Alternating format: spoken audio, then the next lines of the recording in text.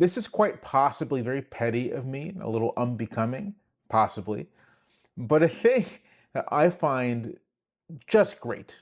It fills my heart, it warms my soul, I love it very much, is that the president's 250th anniversary celebration slash, and this is important, slash birthday party for a very special boy has mostly fallen apart. Now, if you don't know the larger context for this, first of all, it's the year 2026 and it's the 250th anniversary of the signing of the Declaration of Independence, which for most people marks the founding of the United States. There's an argument to make that you can date the founding of the United States to the formation of the Continental Congress, to the treaty ending the war, to the ratification of the Articles of Confederation, which comes a little later. But generally speaking, 1776 is the day, July 4th.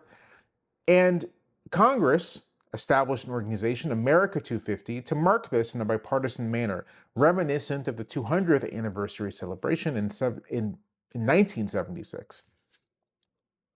The president has created a parallel organization called Freedom 250 that is more or less meant to turn this into, like I said, a birthday celebration for a very special boy, because the president's birthday is sometime in mid to late June, and he wants to conflate the two, celebrate the nation with his birthday. He sees himself as some kind of embodiment of the nation and makes sense in his own mind.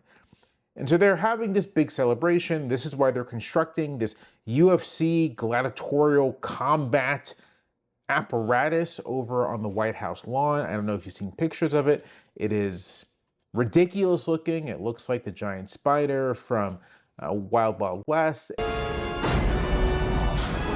and is kind of trampling on a symbol of American democracy. They plan to do weigh-ins to the Lincoln Memorial, which I find genuinely offensive. I think that's a sacred space. And they're also trying to have a big concert. And last week they announced the people who would be performing at that concert. Important luminaries, popular names like Milli Vanilli and CNC Music Factory and Morris Day and the Time, who actually I love Morris Day and the Time, so sorry, shout out to the Time. Bret Michaels of Poison, Vanilla Ice, I want to say Young MC as well. Basically, people who were big in the 80s, which makes sense for Donald Trump as he lives in like an eternal 1989. It's always the late 80s in that guy's brain. And what's funny, what's hilarious, is that as soon as this list was put out, people began dropping out. The artists began putting out these statements. Oh, I didn't know that this is what this was. I thought it was going to be something much more bipartisan. I thought it was going to be something less political. So I'm afraid I cannot participate.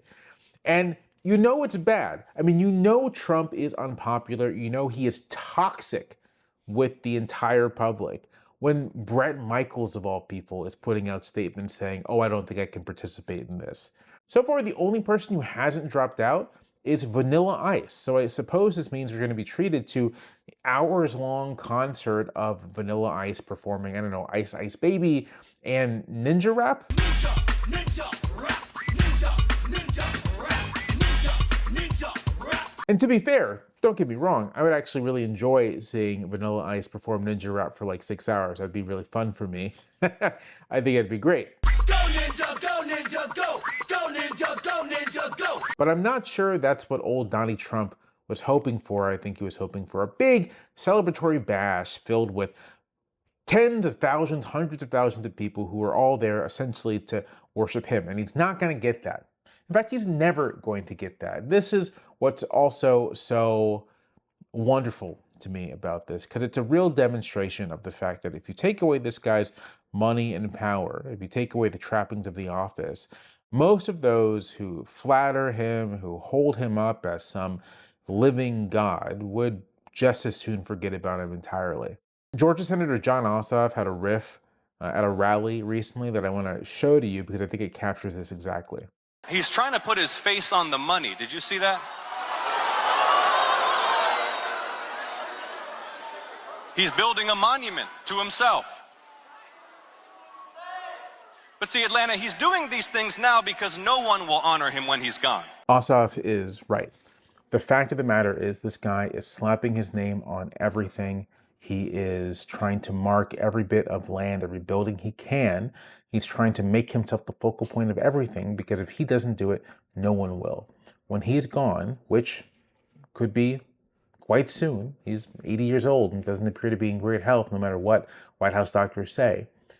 When he's gone, first, people are going to celebrate. We all know it. People are waiting for it. And second, no one other than those who feel compelled to by the exiges of politics are going to want to remember him. He's going to be forgotten. What he leaves behind won't. The wreckage he leaves behind will not be forgotten. The profound damage he's done to this country he leaves behind will not be forgotten. But the man isn't going to have very many mourners, I don't think. I think he knows this, and I think it drives him insane. And again, this is a little petty, a little unbecoming, but I'm glad. That at least is something to make up for everything he's done to this country.